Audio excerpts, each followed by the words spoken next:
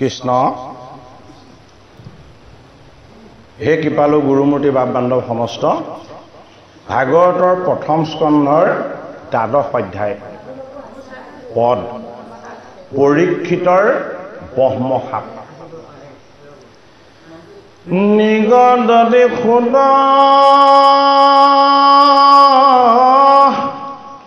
শুনা শুনক সম্প্ৰতি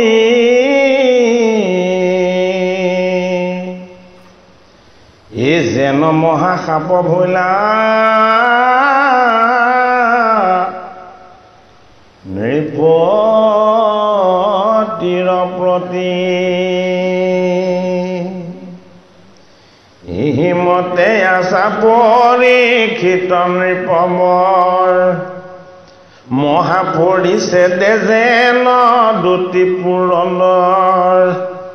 এ ভিতৰত যেন খাতে পৃথিৱীৰ যত ৰাজা এ পুতটো অধিক কৰি পালিলন্ত প্ৰজা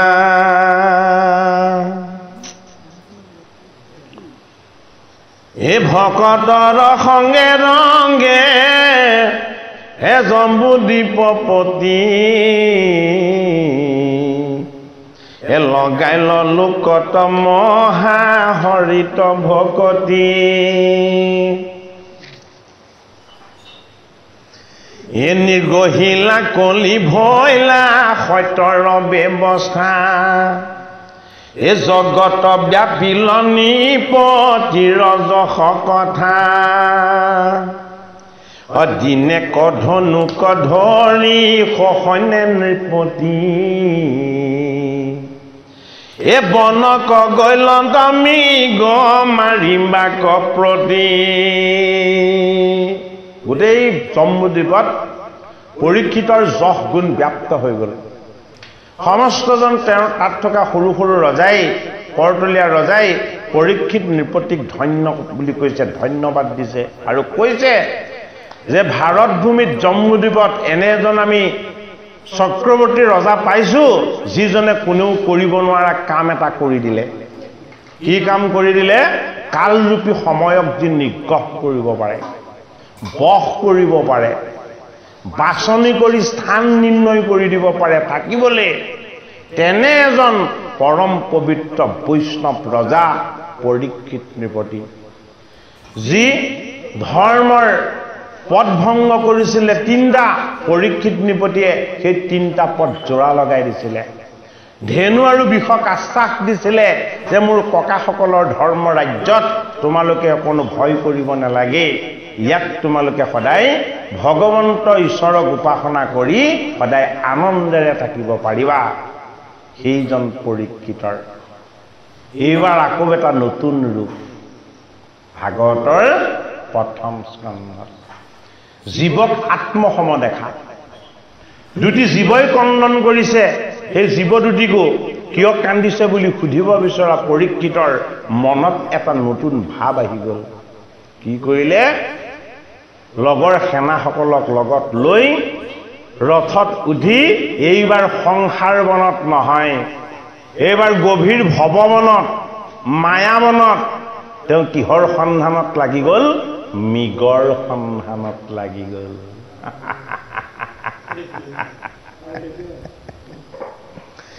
এ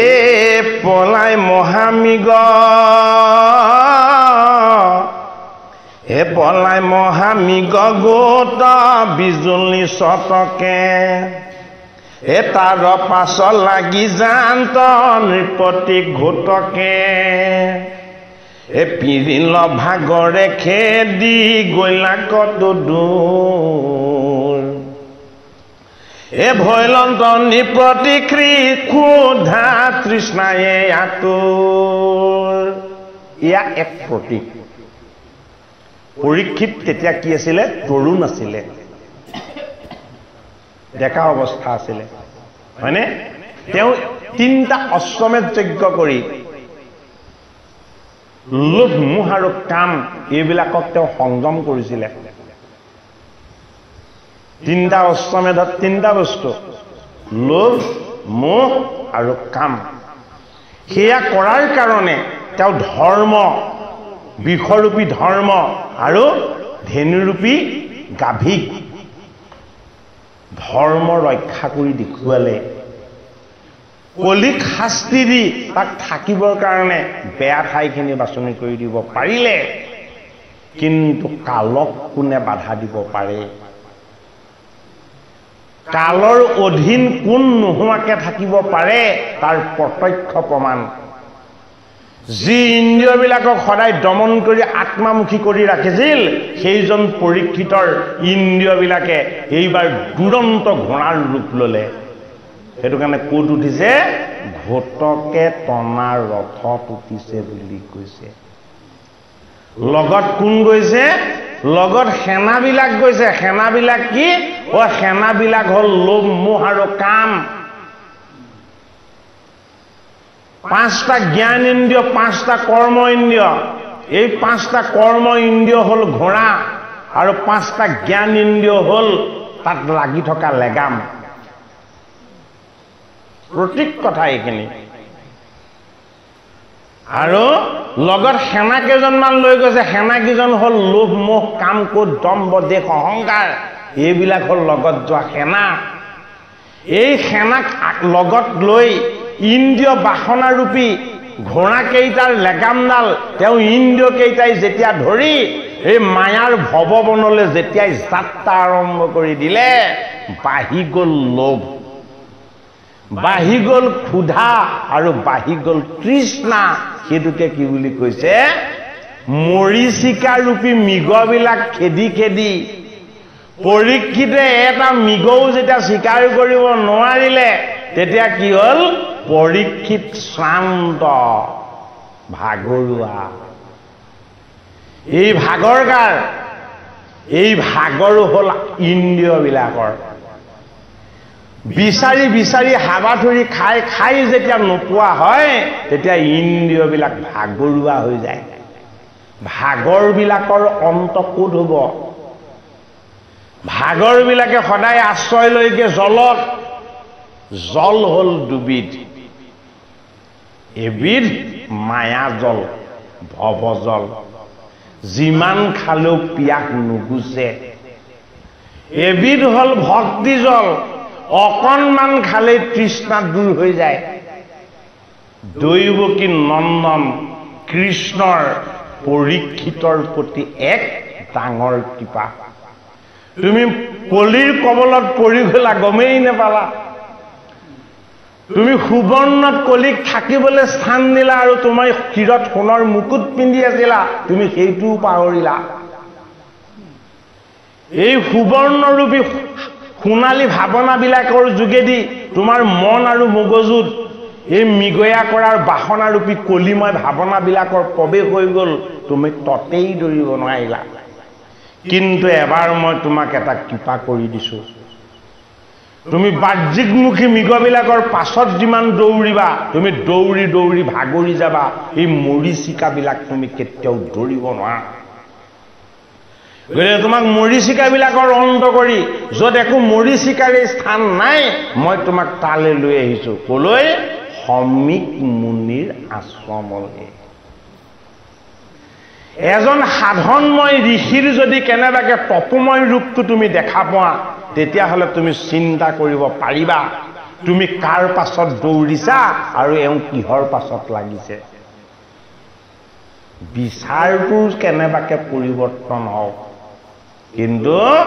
পৰীক্ষিতৰ মগজুত কলি সোমাই আছে এইদিনা ভুল এই বিচাৰি নপাত জল হৈয়া মহাশান্ত এই আছয়া সময় কপা আছে তাতে পখিলন্ত এ দেখন্ত সমীক মুনি পদ্মাসন কৰি এ বায়ু মন নিৰোধী আছা ধ্যান কৰি সমীক মুন আৰে ঈশ্বৰ কৃষ্ণৰে এজন বৈষ্ণৱ এই বৈষ্ণৱজনক দেখাইছে তুমিও এনেকুৱা ধৰণৰ ধ্যানময় এটা জীৱন পাইছা কিয় মৃগৰ পাছত দৌৰিছা কাৰ কবলত পৰিলা তুমি মই ব্ৰহ্মময় আনন্দ ঈশ্বৰৰ ফালে যাব বিচাৰিছো ভাৱ ভক্তিত আৰু তুমি ক'ত দৌৰিছা তুমি এই মৃগৰ পাছত দৌৰিছা, মায়াৰ পাছত দৌৰিছা। কৃষ্ণই পৰীক্ষিতক এটা কৃপা কৰি চাইছে, যদি কেনেবাকে ঋষিৰ চৰণত পৰীক্ষিতে স্পৰ্শ কৰি দিয়ে, পৰীক্ষিতৰ শিৰত থকা কলিয়া কৰি যাব।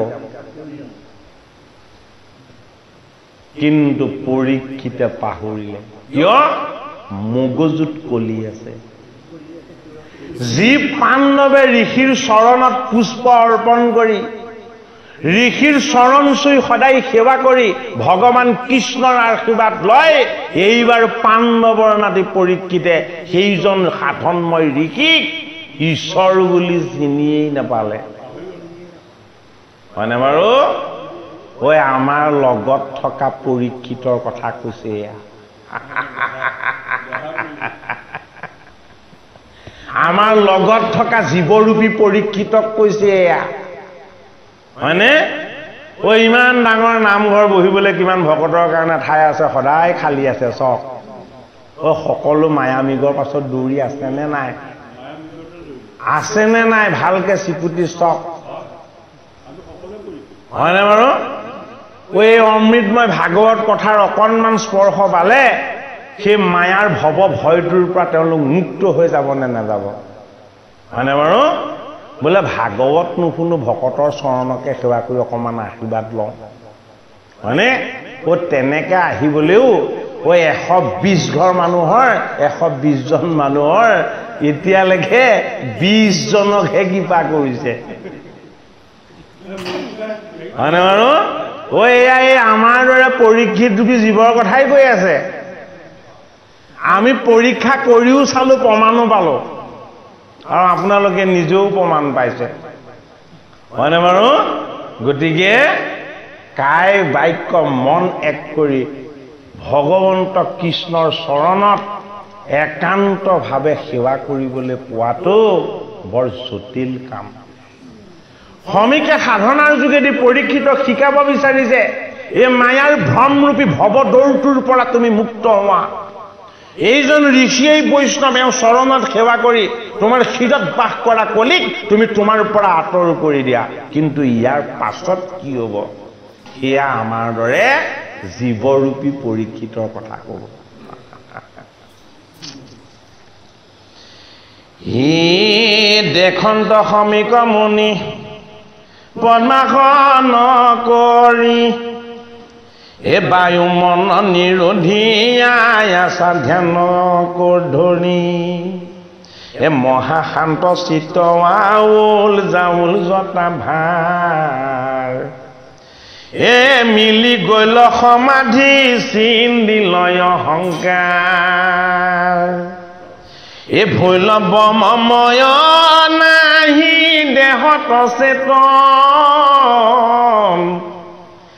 এ তুষা তুৰ হুয়া তৃষ্ণা তুৰ হুয়া ৰাজা বুলিলা বচন, এ শুকাই উঠ কণ্ঠ মূৰ কৰা জলপান, এ দুনাই দুনাই মাতন্তনে দেন্ত সমিধান। শ্ৰমিক ক'ত গৈ লীন গৈ আছে? আত্মাৰামত। শ্ৰমিকৰ দেহটো কি হৈ গ'ল? দেহটো জড় হ'ল, ইন্দ্ৰিয়বিলাক অকামিলা হ'ল। কেৱল আত্মা নামৰ ইন্দ্ৰিয়টোৱে শ্ৰমিকৰ চৈতন্য হৈ আছে।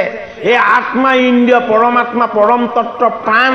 পবিত্ৰ কৃষ্ণৰ লগত এক হৈ দেহৰ ভাৱনাৰ পৰা তেওঁ সম্পূৰ্ণ মুক্ত হৈ ব্ৰহ্মানন্দৰ পৰম আনন্দৰ লগত আনন্দময় হৰিৰ লগত তপস্যাৰে সৈতে তেওঁ এক হৈ বিলীন হৈ আছে। আৰু পৰীক্ষিত তৃষ্ণাত আতুৰ হৈ এই সংসাৰৰ ভৱ জল বিচাৰি বিচাৰি আনন্দত লীন গৈ থকা ঋষিজনৰ তপস্যা ভংগ কৰিবৰ উপক্ৰম কৰিব বিচাৰিছে। হে ঋষি শ্ৰেষ্ঠ, হে ঋষি শ্ৰেষ্ঠ, মই তৃষ্ণাত এতিয়া মৰিম, মোক অকণমান জল দিয়া। আৰু ঋষি লোভ মোহ কাম ক্ৰোধ অহংকাৰ সমস্তবিলাক বাসনাক দেহৰ বিষয়বিলাকৰ পৰা তেওঁ মুক্ত হৈ আত্মাৰ বিষয়বিলাকত এক হৈ আনন্দময় ঈশ্বৰৰ লগত ৰমণ হৈ আছে। পৰীক্ষিতক ভগৱান কৃষ্ণই এটা চান্স দিছে। এই ঋষিৰ চৰণ সেৱা কৰি ঋষিৰ আশীৰ্বাদ লৈ তই তোৰ জীৱনৰ তৃষ্ণা পিয়াহ এইবিলাক তই আঁতৰ কৰি ল, নহ'লে তই জল পান কৰি তোৰ তৃষ্ণা দূৰ কৰিব নোৱাৰ। ঐ এতিয়াও ভাগৱত শুনিবলৈ ভকত নাই, হয়নে বাৰু? হা নাহে, ইচ্ছা কৰি নাহে, হয়নে বাৰু? কিয় নাহে? এয়াই কাৰণ প্ৰথম স্কন্ধতে দেখাইছে মৰিচিকা খেদাত লাগি আছে। সময় নাইকিয়া নহয়, চেতনা নাই। সময় আছে, চেতনা নাই, হয়নে? গতিকে আত্মচেতনাত চৈতন্য হৈ ৰমণ হ'ব পৰাৰ যিটো আনন্দ, সেই আনন্দটো ভিতৰত জাগ্ৰত হ'ব লাগিব। ভগৱান কৃষ্ণই আত্মচেতনা জাগ্ৰত কৰি ভকতৰ চৰণ সেৱা কৰি ভগৱত চিন্তনৰ কাৰণে পৰীক্ষিতৰ মনটো নিব বিচাৰিছে। আৰু পৰীক্ষিতে এই ঋষিজনক কি বুলি কটু বাক্য প্ৰয়োগ কৰিবলৈ ল'লে যে মই হলো ক্ষত্ৰিয়, তুমি হলা ব্ৰাহ্মণ, মই হলো অস্পৃশ্য, সেইটো কাৰণে তুমি মোক নেদেখাৰ ভাও ধৰিছা। মই ক্ষত্ৰিয় ৰজা আৰু তুমি ব্ৰহ্মময় বেদজ্ঞ ঋষি, তোমাৰ আৰু মোৰ মাজত তুমি পাৰ্থক্য দেখিছা, সেইটো কাৰণে মোক মতাৰ কোনো প্ৰয়োজন নাই বুলি তুমি মোক মাতিব বিচৰা নাই। পৰীক্ষিতৰ মনত যিমান আহিব লাগে, আত্মাৰ পৰা আঁতৰ কৰিব পৰা যিমানবিলাক নেতিবাচক চিন্তন ভাৱ, সমস্তবিলাক পৰীক্ষিতৰ মনলৈ আহিছে। ভাগৱতৰ প্ৰথম স্কন্ধত ঐ আমাৰ দৰে জীৱৰূপী পৰীক্ষিতৰ কথা কৈছে। শ্ৰমিকময় সাধনময় ঋষিময় আমাক এটা জীৱন দিছে। এই জীৱনত আমি ভগৱন্ত কৃষ্ণৰ চৰণত কায় বাক্য মন এক কৰি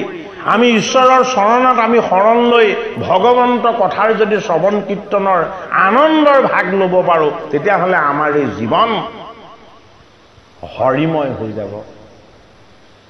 এটা পৰীক্ষিতৰ ব্ৰহ্মসাপ, এইটো বৰ ডাঙৰ বস্তু, হয়নে বাৰু? এই ব্ৰহ্মসাপ এতিয়া পৰীক্ষিতৰ শিৰত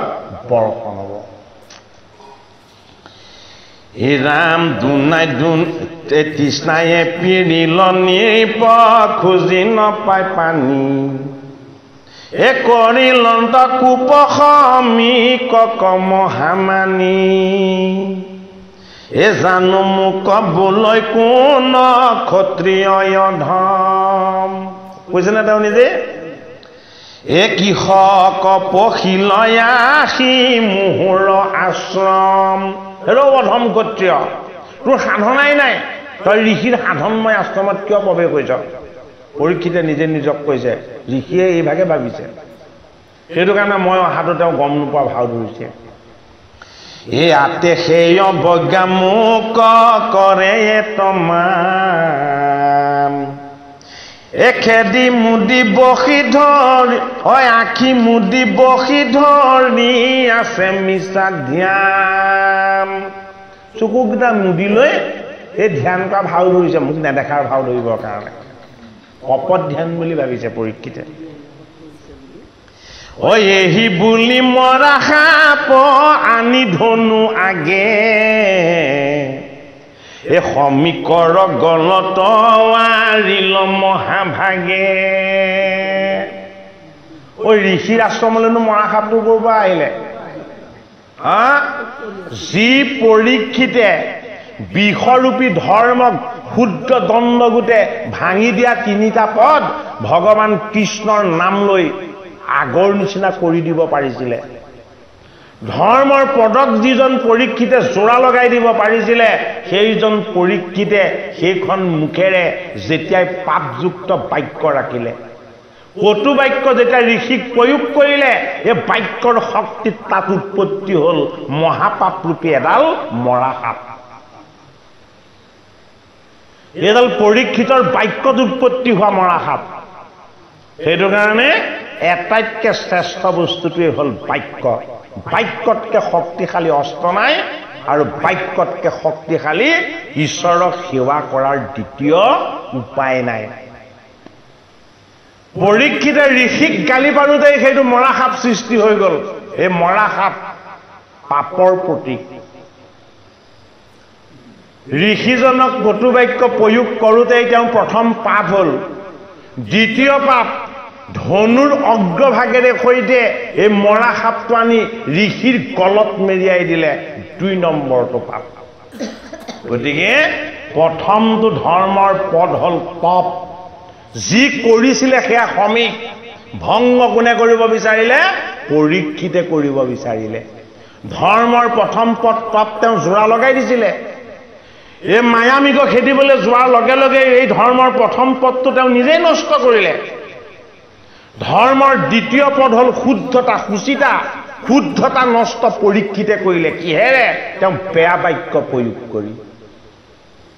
বেয়া বাক্য প্ৰয়োগ কৰিলে কি হয় সদায় নিজে উপবিত্ৰ হয় সেইটো কাৰণে সাধুসন্ত মহন্ত সকলে বাক্য কেতিয়াও বেয়া নেৰাখে বেয়া বাক্যতে উৎপত্তি হয় আটাইতকৈ ডাঙৰ পাপ সেইটো কাৰণে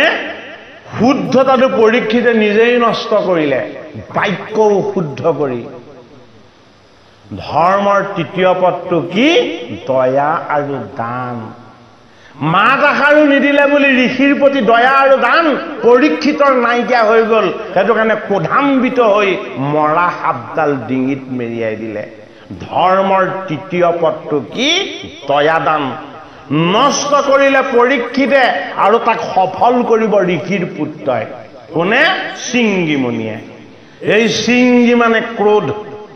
শৃংগী মানে অহংকাৰ শৃংগী মানে যে কাৰ পুত্ৰ সমীকৰ পুত্ৰ যেতিয়া সাধনাত থাকে যেতিয়া ক্ৰোধ অহংকাৰ পুত্ৰ ৰূপত আঁতৰত থাকে যেতিয়াই সাধনাৰ পৰা সাৰ পাব এই ক্ৰোধ আৰু অহংকাৰ বিলাক আহি আকৌ ভিতৰ সোমাব এইটো কাৰণে এয়াই হ'ল শৃংগী সেইটো কাৰণে শৃংগীয়ে পিতৃৰ গলত মৰা সাপ দেখি কান্দিছে ক'ব এতিয়া আমাক এই কথাখিনি বৰ ৰহস্যময় এ হেন মন্দ মতি নতু মিলে একোকালে এ হস্তিনাপুৰ কপাছে পাইলা মহি পালে এ সমীকৰ তনয়তে যচি চিংগি আছে এ ঋষি শিশু সমেখেৰি খেলাৱন্তে আছে ঋষিৰ শিশু শিশু পুত্ৰবিলাকৰ লগত সমীক ঋষিৰ পুত্ৰ সিংহে খেলি আছিলে আঁতৰত বৰ ডাঙৰ কথা এটা দেখাইছে দেই যে জুইৰ লগত খেলা কৰিব নালাগে সৰু বুলি মানে বাৰু সাপৰ সৰুবৰ নাই ঋষিৰ সাধনাত লাভ হোৱা সেই পুত্ৰ তাৰ বাক্যই অগ্নিৰ ৰূপ ল'ব ভস্ম কৰি দিব হে ৰাম শুনিলে ধ্যানত সন্ত মোৰ বাপ অপৰীক্ষিত ৰাজা গলে আৰিলে কসাপ খেলি থাকোঁতে কোনোবাই গৈ গ'লেগে ঐ ঐ তোৰ দেউতাৰ সমীক ঋষিয়ে ধ্যান কৰি আছে আৰু পৰীক্ষিতে যায় গলত মৰা সাপ এটা মেৰিয়াই থৈ গৈছে এই অধৰ কাম্পৈ কোপে জাজৈল সমান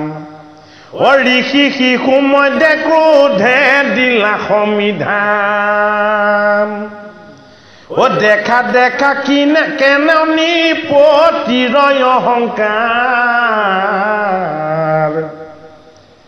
এ আমাতে লগাইলে হাত ইটো দুৰাচাৰ ঋষিৰ পুত্ৰৰ খং উঠি গ'ল আমি ৰজাৰ ৰাজসিক ভোগবিলাক আনন্দৰ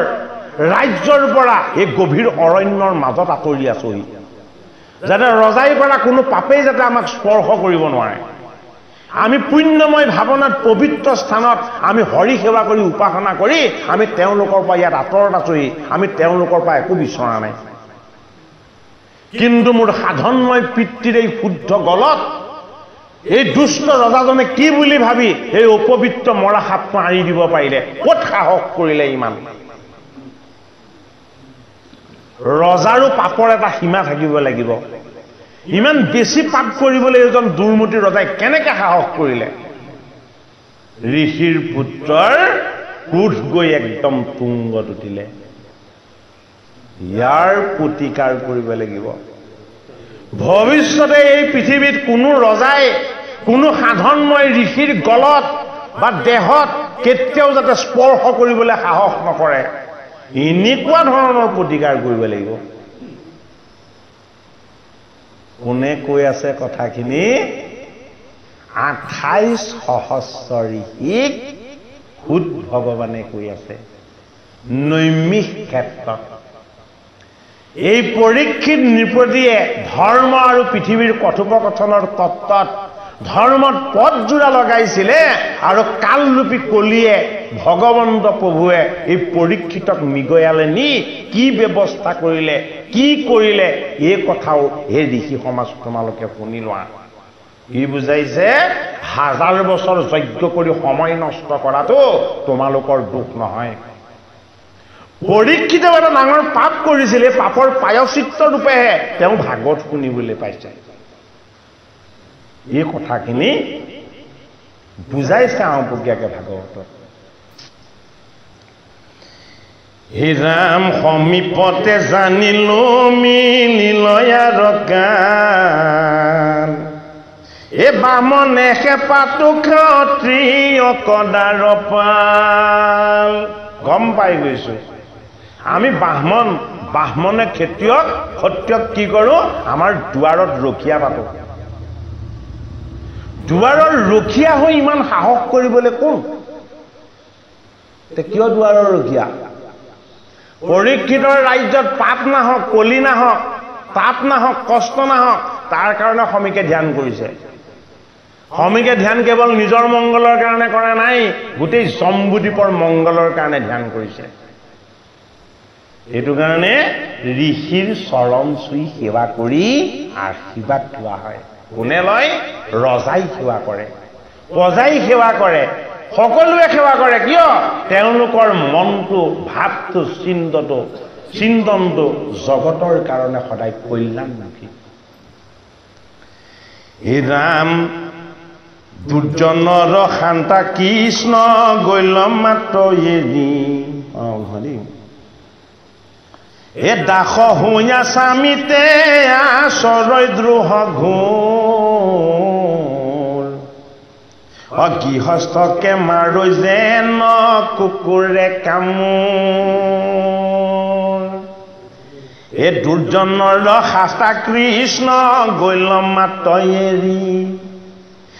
এতে কতে আমাতো লগাইলা দুষ্টে খেৰি এ দেখা তপু বলয় আজি কৰো আকদণ্ড এই বুলি উঠিল ঋষি ৰখি কুচন এ কোপে আৰু কতয় আখি দশন সুবাদ এ কৌশিকৰ জলচুয়া কৰিলাই আচান্দ কোন আছিলে সেইজন কৌশিক ঋষিৰ শিষ্য আছিলে কোন সমীক আৰু সমীকৰ পুত্ৰ এই শৃংগী কাৰ শিষ্য কৌশিক ঋষিৰে শিষ্য এই কৌশিক ঋষিক ভাগৱততেই দশম স্কন্ধত জৰাসন্ধৰ জন্মৰ কাৰণে এই কৌশিক ঋষিৰ আশ্ৰমলৈ গৈ ৰজা বৃহদ্ৰথে আশীৰ্বাদ বিচাৰিব মোৰ পুত্ৰ নাই হে ঋষি দুগৰাকী ভাৰ্যা আছে মোৰ এটা পুত্ৰ প্ৰাপ্তিৰ কাৰণে আপুনি আশীৰ্বাদ দিয়ক এই কৌশিক ঋষিকে গৈ ক'বগে এইজন কৌশিক হ'ল সাধনময় ঋষি ঈশ্বৰ তুল্য ঋষি তেওঁ যিটো কয় সেইটো হৈ যায় সেইটো কাৰণে তেওঁ যিসকলে দীক্ষা লয় সেইসকলো তেওঁৰ দৰে বাক্য সিদ্ধ হৈ যায় গতিকে সমীক মুনিৰ ঋষিৰ বংশত যি বাক্য কৈ দিব সেই বাক্য হৈ যাব এনেকুৱা ধৰণৰ শক্তি সামৰ্থ্য কৌশিক ঋষিৰ পৰা লাভ কৰা আছে সেইটো কাৰণে কি বুলি ক'লে কোপে আৰু কত আখি দশন সুমান্দ খঙত গোটেই মুখখন তেওঁ কি কৰিলে তাত কৰচি ভৰিকেইটা জোকাৰি তেওঁ ক্ৰোধত কঁপিবলৈ ল'লে আৰু চকুৰ পৰা অগ্নিপিণ্ড বাহিৰ হোৱাৰ দৰে চকু দুটা ৰঙা হ'বলৈ ল'লে কৌশিকৰ জলচুয়া কৰিয়া আচান্দ কৌশিক ঋষিক স্মৰণ কৰিলে তেওঁলোকৰ গুৰু আৰু মনত ভাবি হৃদয়ত তেওঁক আনি প্ৰতিষ্ঠা কৰিলে আজি মই যি বাক্য ৰাখিম এই বাক্যক তুমি সফল কৰিব লাগিব ঋষিৰ পুত্ৰই এ দিবে লাগিলানি প্ৰতীক চন্দ্ৰসাপ এ পিতিক কৰিলি দোহা পৰীক্ষিত বাপ পৰীক্ষিত পাপ এ সপ্তম দিৱসে তোক তক্ষকে দংশুক এ বিষ বনি লাগিয়া শৰীৰ ভস্ম হৌগ হাতত জল লৈ জলমুঠি হাতত লৈ ঘোষণা কৰি দিলে যে মই কৌশিকৰ জল স্পৰ্শ কৰি এই নৃপতিক মই অভিশাপ দিছো সপ্তম দিৱসৰ দিনা তক্ষক নাকে দংশন কৰি এওঁ দেহ বহ্নিক নিষেধ কৰিব হে ৰাম আউৰ যেন আনে দুহ নকৰৈ ঋষি ঐ এহি বুলি লৰি গয়া দেখিলা প্ৰীতি আৰু কোনো ধৰণৰ ৰজাই বা ক্ষত্ৰিয়ই ঋষিক যাতে এনেদৰে পাপৰ ভাগ দিবলৈ যাতে সাহস নকৰে মই ইয়াৰ প্ৰতিকাৰ প্ৰথম কৰি লৈছো আৰু এতিয়া মই মোৰ পিতৃৰ ওচৰলৈ যাওঁ হমিকে গম নাপায় হমিকে ব্ৰহ্মানন্দত লীন হৈ আছে এই মৰা সাপ গোটই আছে গলত মেহাই পিতৃৰ অৱস্থা দেখি অগনি উধাই এ মৰিলন্ত বাপ বুলি শিশুৰ বিষাম এ কান্দন্ত লোটাৰি পাৰি কৰি আতনাম এ পুত্ৰৰ বিলাপ আতি আঁতৰাব শুনি কিছু কিছু কৰিছ মেলিলন্ত মুনি পুত্ৰ পিতৃ মাতৃৰ কাৰণে প্ৰাণ পৰীক্ষিতে চিঞৰি চিঞৰি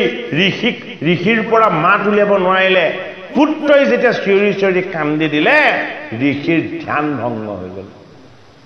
লাহে লাহে তেওঁ ধ্যানৰ পৰা আঁতৰি এই জগতখনতনো কি ঘটিছে মই ব্ৰহ্মময় ঈশ্বৰ সুখৰ আনন্দ লৈ থাকোঁতেও কোনেনো কন্দন কৰি এই আনন্দত ব্যাঘাত জন্মাইছে বুলি তেওঁ যেতিয়া চকু দুটা লাহে লাহে মেলিলে হে ৰাম গলৰ পেলাইলা পাছে মৃতক সৰ্পক এ পুতক বুলন্ত বৎস কান্দন্ত কৃষক ডিঙিৰ পৰা মৰা সাপটো দলিয়াই পেলাই দিলে আৰু পুত্ৰক সুধিছে হে পুত্ৰ তইনো কিয় কান্দিছ কি জবৰত কান্দিছ এ কৰিল অপিয় কোনে কেন হেন দুখ এ কহিলা বৃত্তান্ত চিংগি বস্তে মুচি মুখ তোকনো কোনে অনিষ্ট কৰিলে ইমানকে কান্দিবলৈ আৰু চিংগিমুনিয়ে কাপোৰখনেৰে সৈতে মুখখন মুচি মুচি কান্দোন বন্ধ কৰি পিতৃ জীয়াই আছে বুলি ভাবিলে যে মোৰ পিতৃ মৰা নাই মৰা সাপ মেৰিয়াই থওঁতে মৰি আছে বুলি ভাবিছিলে হয়নে বাৰু মোৰ পিতৃ জীয়াই আছে আৰু তেতিয়া গোটেই কাহিনীটো কৈ দিলে যে মই খেলি আছিলোঁ খেলি থাকোঁতে বন্ধুবিলাকে মোক ক'লেগে তোৰ পিতৃৰ ডিঙিত পৰীক্ষিত নামৰ জম্বুদ্বীপৰ ৰজাই আহি এটা মৰা সাপ মেৰিয়াই থৈ গৈছে মই লগে লগে খুব ক্ৰোধান্বিত হৈ গ'লো এই ক্ৰোধৰ বহ্নিত মই হাতত জল ল'লো আৰু আমাৰ ঋষি কৌশিকৰ জলেৰে সৈতে মই তেওঁক ব্ৰহ্ম সাপ দি দিলোঁ 7 দিনতেই তক্ষকে দংশন কৰি তেওঁক মৃত্যু দিব এনে পাপ যাতে কোনো ৰজাই পৃথিৱীত দ্বিতীয়বাৰ কৰিবলৈ সাহস নকৰে মই তাৰ প্ৰতিকাৰ কৰিলোঁ হে ৰাম গলে সাপে দিলা জল নপাইনি পপা এ তক্ষকে দংশক বুলি মহি দিলো এ শুনি সমীকৰ খেদ মিলিল অপাৰ গৰহিলি পুতক কৰিয়া তিৰস্কাৰ কিনো তই অবুধয় ধম শিশু চন্দ অল্প অপৰাধে কৰ প্ৰাণান্তিক দণ্ড হেৰ অবুধ শিশু কিমান অন্যায় কৰিলে তই এই জগতত এইটোৰ নিচিনা ডাঙৰ পাপ আৰু অন্যায় হোৱা নাই জগতত ৰজাই পাপ কৰা নাই পাপ তই ঋষিৰ পুত্ৰ হৈ কৰিলি কি পাপ কৰিলি তই ধাৰ্মিক ৰজা পৰীক্ষিত পাণ্ডৱৰ বংশৰ এই বৈষ্ণৱ ৰজাজনক তই যে মৃত্যুৰ অভিসম্পাত দিলি এইটোতকে ডাঙৰ পাপ একো হোৱা নাই মোৰ গলত এটা মৰা সাপ মেৰিয়াইছিলে আৰু তই কাল সাপ ৰূপী তই তেওঁৰ শিৰত এটা জীয়া সাপ মেলি দিলি দুটা বস্তু এটা মৰা সাপ ঈশ্বৰে আমাক মাৰি থৈছে ঈশ্বৰে আমাক প্ৰত্যেককে মাৰি থৈছে কোনদিনাখন মাৰি থৈছে যিদিনাখন আমি জন্ম লৈছো জাতৈশ্ৰাহে ধ্ৰুৱ মৃত্যু ধ্ৰুৱং জন্ম মৃতস্য তস্মাৎ পৰিহাৰাৰ্থে নতুং সুষে তমো হাসি অৰ্জুন তুমি কাক মাৰিম বুলি কৈছা এই সকলক তুমি কাকো মাৰিব নোৱাৰা তুমি কাকো মৰাৰ কথাও নাই বোলে কি মই যাক জন্ম দিওঁ তাক মই মৃত্যু দি পঠাওঁ এই জন্ম আৰু মৃত্যু বিষয়ক কথালৈ তুমি একো চিন্তাই নকৰিবা যিজনক মই জন্ম দিছো সেইজনক মই লগত মৃত্যু দি পঠিয়াইছো হা জন্মিলে মৰিবই লাগিব হে ৰাম শুনি সমীক ৰখে ন মিলিলয় পাৰ অগৰহিল পুতক কৰিয়া তিৰস্কাৰ হে ৰামে সিজিল পাতক টুট ইহি মহা কষ্ট হুইবে নাথ প্ৰজা ৰজা ভৈলে নষ্ট খন্ত চুৰ ডকাইতে লুৰিবে গাম দেশ নুহিবে ৰক্ষক লোক পাইবে মহাক্লে ঋষিৰ ব্ৰহ্মজ্ঞান এনেকুৱা এজন প্ৰজাবৎসৰ ৰজা যদি নাইকিয়া হৈ যায় খন্ত চুৰ এই যে কলিৰ উপদ্ৰৱ বাঢ়ি যাব গতিকে এইটো তোৰ পৰাই হ'ব অন্য মৰিবে কটা কটি কৰি অস্থি ধন সৰ্বস্ব নিবয় পহৰি হৈবে সংগম হেন কুকুৰে বানৰে গুচিবে আচাৰ ধৰ্ম সমস্ত লোকৰে তুহুৰ নিমিতে যত মিলিবে বিপাক শিশব পাতকে আহি পাইবে আমাক কিমান পৰিণাম ৰচনা হৈ গল ঋষিয়ে কৈ দিছে এই গোটেই পাপখিনি আহি আমাৰ ঋষিৰ কুলটোক মেৰিয়াই ধৰিব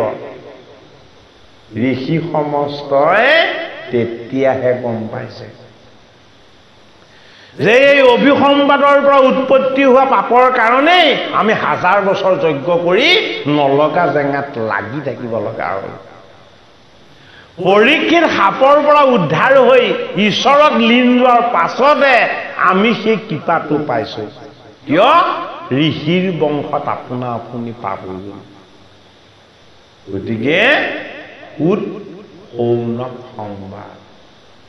এয়া সাধাৰণ সংবাদ নহয় ঋষিৰ বংশত যে অভিসম্পাত লাগি আছিলে আওপকীয়াকে সেই কথাটো সুতমুনিয়ে 28 সহস্ৰ ঋষিক জনাইছে যে এজন বৈষ্ণৱ ৰজাক তোমালোকৰ এজন ঋষিয়ে অভিসম্পাত দিছিলে এই অভিসম্পাতৰ পৰা উৎপত্তি হোৱা যি মহাপাপ এই মহাপাপৰ কাৰণে তোমালোকেও জ্ঞান কৰ্মত সহস্ৰ বছৰ লাগি থাকিব লগা হ'ল ঈশ্বৰৰ চৈতন্য বস্তুৰ ভাগ তোমালোকে নেপালা কিন্তু অভিসম্পাত বা পৰীক্ষিত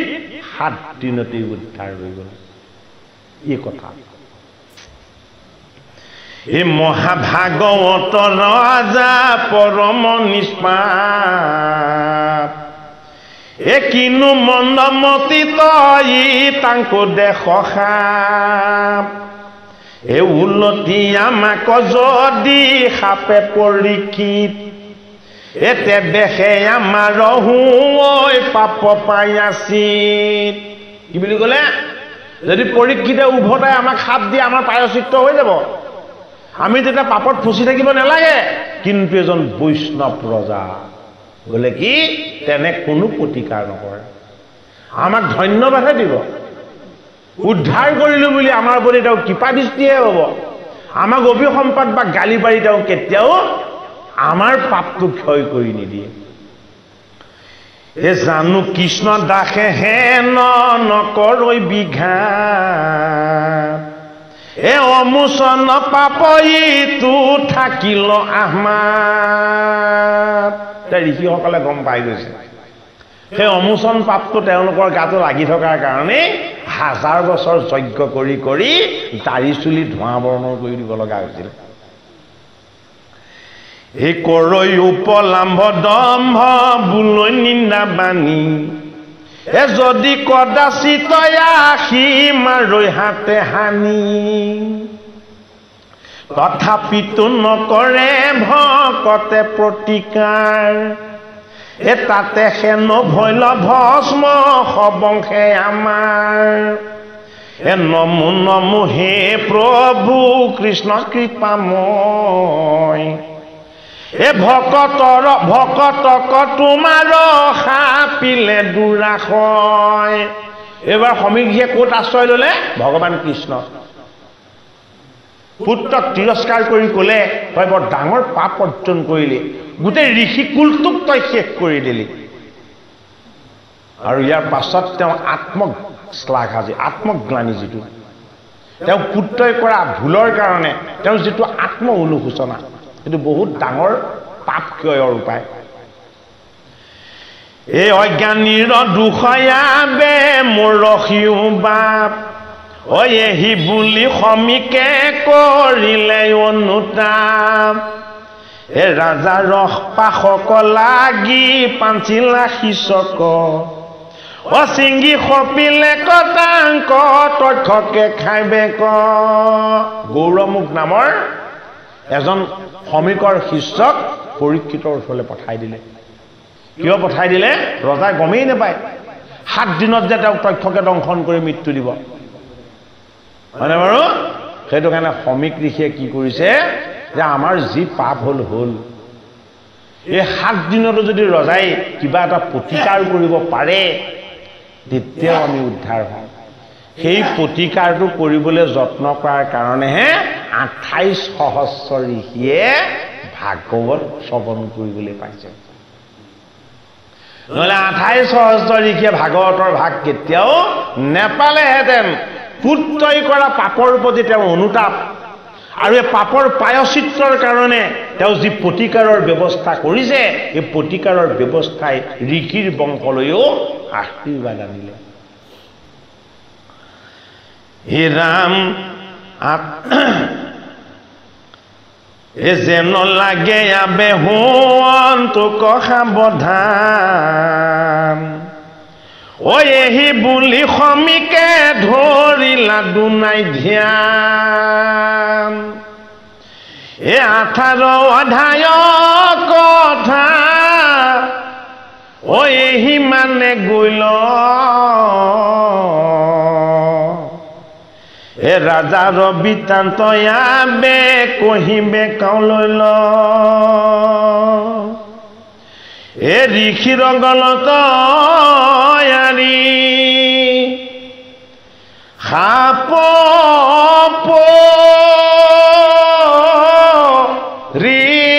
ঋষিত এ গৃহ গৈলা পাইলা মহা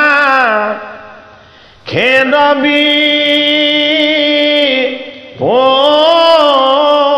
পৰিত এ কৰি গৰহিত কৰ্ম পাইল চিন্তা দুখে এ মনত গুণ দলা বসি অধুমুখে হৰিনাম এ ৰাম ৰাম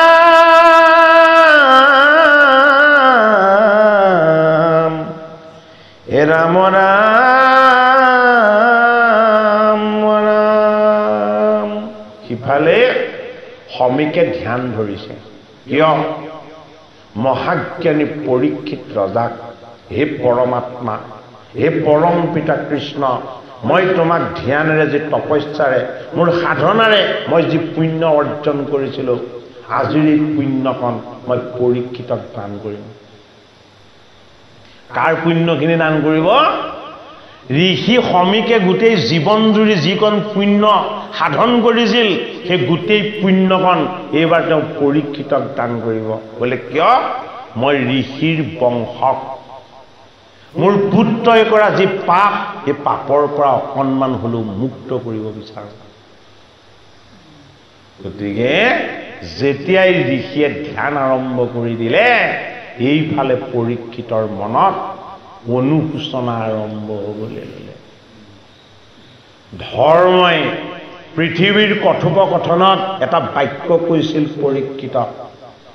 কি বুলি কৈছিলে আত্মাই আত্মাক কষ্ট দিয়ে আৰু তাতে এটা কথা নিহিত হৈ আছে যিটো আমাক কোৱা নাছিলে সেইটো কি আত্মাই আত্মাক আনন্দ দিয়ে আমাক এইটোহে ধৰ্মই ক'লে যে আত্মাই আত্মাক কষ্ট দিয়ে এইটো ক'লে সমীকৰ সাধনাৰ দ্বাৰা আমাক বুজাই দিলে আত্মাই আত্মাক আনন্দৰ ভাগ দিয়ে গতিকে এই আনন্দৰ ভাগ যাতে আমি ভাগৱত কথা শ্ৰৱণ কীৰ্তন কৰি আমি সকলোৱে একেলগে লৈ থাকিব পাৰোঁ অহা ভাগী পাঠত পৰীক্ষিতৰ অনুশোচনা আৰু গংগাৰ পাৰলৈ পৰীক্ষিতৰ যাত্ৰা সেই ভাগী পাঠ আমাৰ আৰম্ভ হ'ব আপোনালোকৰ আজ্ঞা লৈ আজিৰ পাঠভাগ ইমানতে দোহাৰিব বিচাৰিছোঁ কৃষ্ণ অনুসাৰে সামৰিব বিচাৰিছোঁ কৃষ্ণ হৰি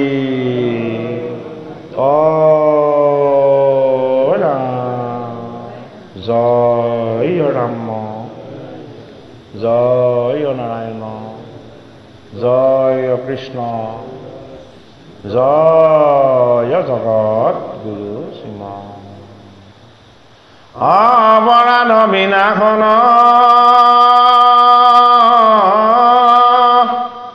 তজো নাম নাৰায়ণ অজানি নামে পখিলো শৰণে অমানগতি নাহিকে মৰণে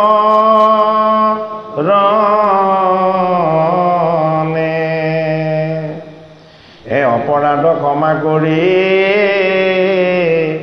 তুমি নায়াখিল হৰি এ মোক ৰক্ষা কৰি ওচৰণে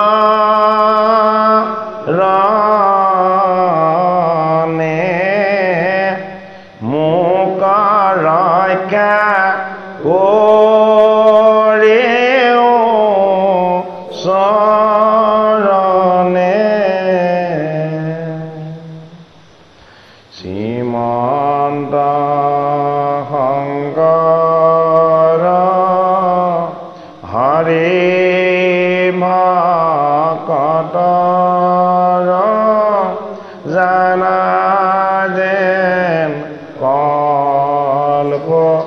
দৰু তাহান্ত বিনাই নাই নাই নাই আমাৰ পৰম গুৰু